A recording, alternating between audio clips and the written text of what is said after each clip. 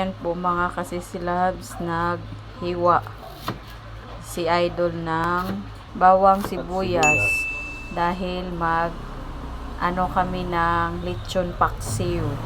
Magluto kami ng lechon paksiw dahil may buo kaming lechon. Binili namin kanina 7K. Hindi namin mauubos kaya gawin naming lechon paksiw. Diba, Idol? Oo. Yes. Ang sibuyas na nagpapaiyak lagi sa inyong mga mata habang hiwa.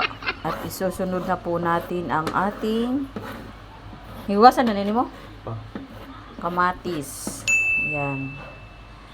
Alam nyo ba kung bakit may kamatis ang aming lechon paksiw? Secret. Mamaya na namin sabihin. At hinihiwa na ni Idol ang kamatis para sa lechon paksiw natin. Di kasi namin maubos sayang. Kaya lechon paksiw na lang muna natin. Oh. Inggit kayo, no? May lechon kaming buo.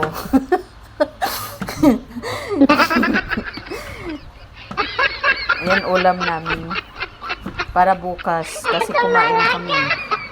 Yung lechon paksiw para bukas na lang. At ayan po, patapos na po si Idol maghiwa sa kamatis.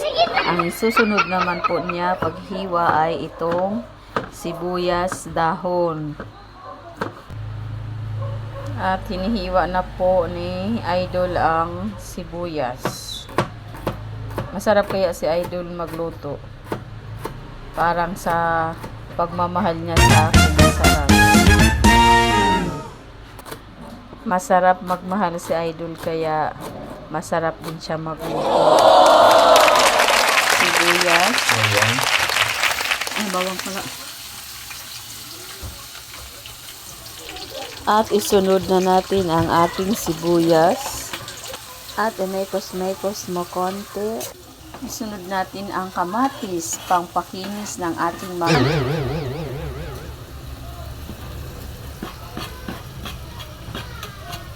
pong itak. Ayan, luto na po ang ating lechon paksiw. Ready to eat na tayo for tomorrow. Pang isang buwan tong aming lechon kasi isang buong lechon binili namin. 70,000 pesos. 70? Ba't 70,000?